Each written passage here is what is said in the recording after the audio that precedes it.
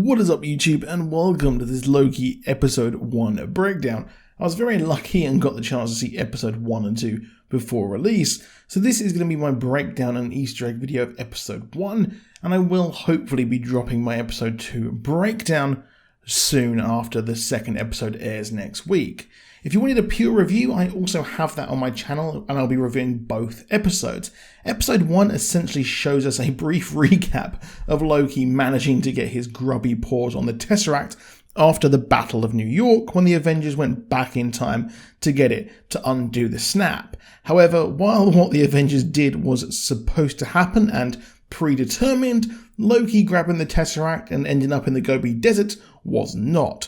I loved how he was the full-on wannabe ruler Loki, because as of yet he has not had his redemption arc, but gets busted by the time variance authorities, time cops the Minutemen. The TVA can prune time, and Loki has created a branching timeline with his actions that could jeopardize all of reality, and such. He is arrested by the TVA and taken to the HQ to stand trial in the null time zone. Not before that timeline gets reset, using a device that kills everyone in the vicinity, which is pretty damn dark. Now, the Tesseract is taken by Casey at booking, and I found it so funny he just does not care what that thing is. He's just like, what is it? And Loki is processed in a series of hilarious events, and Tom here is great as his reaction to the ridiculous nature of things, and we even see a scroll on a tracksuit at Casey's desk. It's funny, as we know the tracksuit mafia are going to be in Hawkeye, so is this a sign that the Skrulls are setting up something within the MCU in plain sight? Well, that remains to be seen.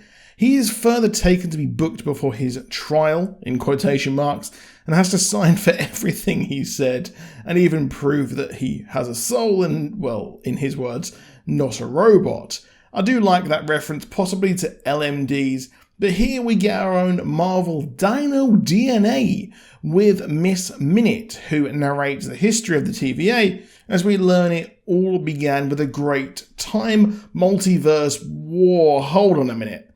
Yeah, we'll get to that in a minute. Now, we know that the Timekeepers in the comics sit at the end of time and created this new timeline before the universe ended, creating a new one. However, here, the Timekeepers, after that great multiverse war, I will get to it in a second, hold on, created one single timeline that can never be strayed from, or will create a multiverse leading to another war. Hold on 1 second. So this new timeline is completely predetermined. Everything must happen as it is, or we get the multiverse war. Here we go. I will talk about it.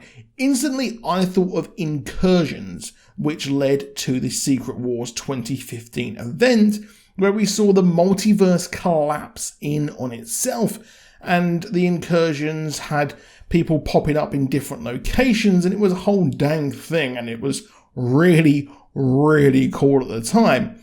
But we did have Doctor Doom and Molecule Man merge all of this together, and we had one single reality, but we had all different worlds. So we had like Marvel Zombies as a battle world. We had Old Man Wolverine as a battle world.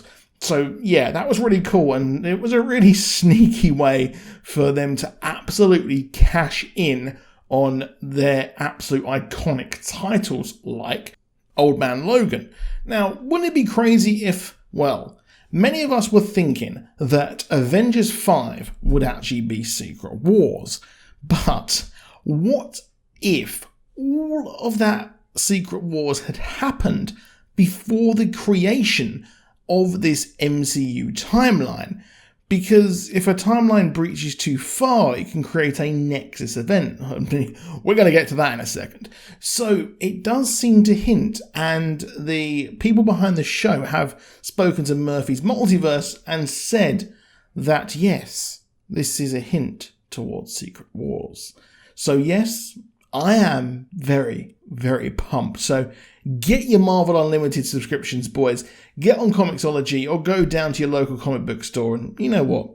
Do that. Support your local businesses there and get that graphic novel, because it's a lot of fun.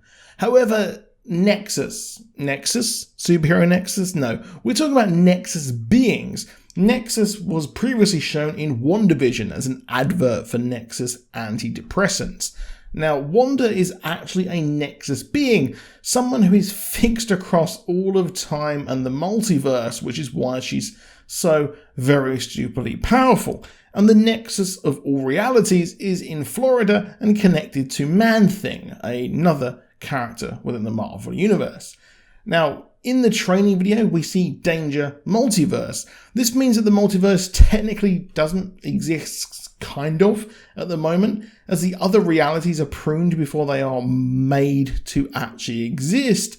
But with Loki causing chaos, this could lead to other timelines being created with the Sony Spidey characters and the like. And they also say that these will lead to madness, and we know that Doctor Strange 2 is Doctor Strange and the Multiverse of Madness. Now we then cut to XN Province 1549, as someone is killing the TVA Minutemen and someone has struck and stolen a reset beacon. There's a kid with chewing gum and Mobius does say that the devil is in the detail, and well, boy is it. And if we didn't have or know that at the end of this episode this is a variant Loki they are hunting, I'd possibly say Mephisto, especially as Mobius did say in the episode that it is a different department for nightmares, which he doesn't mind being burnt to the ground, hinting at Nightmare the Demon. However, as much as I want it to be Mephisto, and well, him and Loki do have history, the kid most likely was confused, and like most people of the time did attribute what he couldn't explain to religion. But Loki now stands trial in front of the Time Court, and he stands in the court in front of Ravonna Renslayer, someone who in the show is a former hunter, but in the comics was a former ruler of a kingdom in the Kang dynasty. And while in the comics the Timekeepers were powerful, they did actually contend for rule of time with Kang and the Kang dynasty. The Fantastic Four and yes, Scott Lang did actually help Mobius negotiate a better contract with the TVA when they went over to the Kang. Yeah, that's insane. But Kang the Conqueror is an infamous character throughout time and will supposedly be played by Jonathan Majors. Hoping we get that, yes, a Lovecraft Country crossover, because we have one of the hunters was also in that show. Part of me is thinking that we are going to be getting Trevor Slattery here, with the Timekeepers being actually not real and made by the King the Conqueror so he can rule in secret.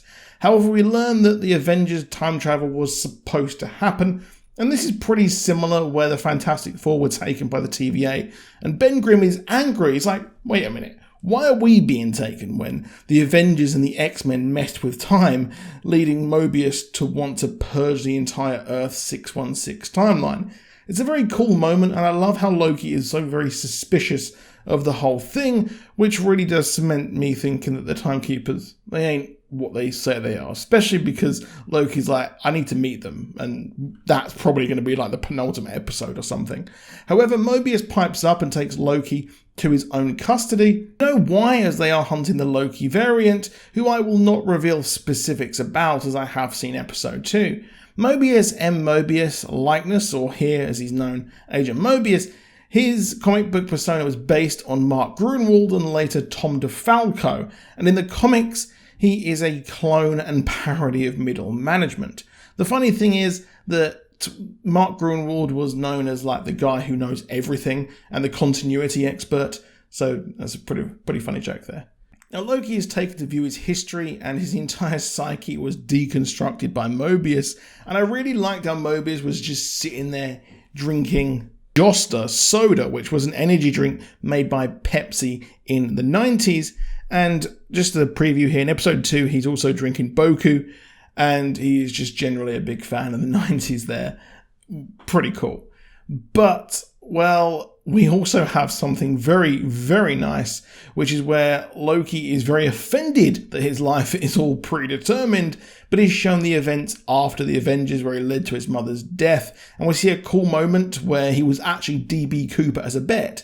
Now, DB Cooper was actually a man who ransomed a plane for $200,000, and to this day, no one actually knows his real identity, and he made off with the cash, which I really loved, and now I have to go and listen to the Red Web podcast where they talk about DB Cooper.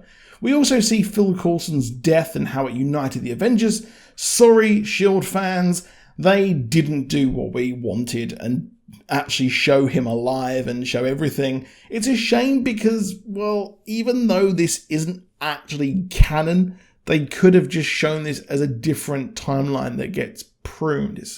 It's a real shame, but the God of Mischief does steal a time device and is able to get around, and the threatening of Casey was so funny. I love that actor. He has been great in everything I've seen him, and Loki sees a drawer full of Infinity Stones, and they are 2 a penny here. This also hints at a possible return of the stones, possibly, if someone tries to get them from other realities like we've seen in the comics, and I just hope we don't get an Infinity Warp situation. My God, I can't stand that. However, I think this scene is meant to draw a line under the Infinity Saga, showing that the multiverse is the next big thing. As Loki says, it's the most powerful thing, as, well, if you control it, well, there's untold what you can do. He heads back to watch his mother on the screen and his death at the hands of Thanos, and is clearly playing the double agent for his own nefarious actions. Now, he does say that he doesn't enjoy killing, he just always had to do it. But I think deep down he actually plans to overthrow the Timekeepers. But Loki lets himself get captured after messing with Hunter B-15 and says, like I said, he dislikes hurting people.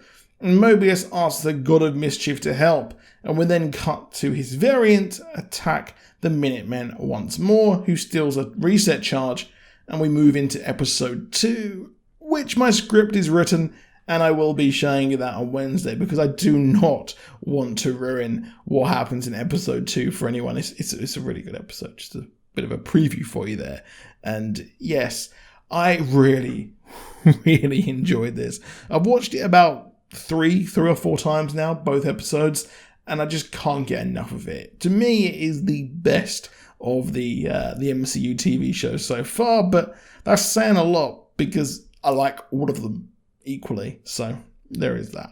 But that is it for this video. Please drop a like down below. Please do subscribe with notifications on because our episode 2 breakdown may be later than usual on Wednesday next week. It would be up at the latest 10 PM UK time, but I'm aiming to get it out as early as possible. But that is it. I hope you enjoy the rest of your day, and do go out there and have an awesome day. Goodbye.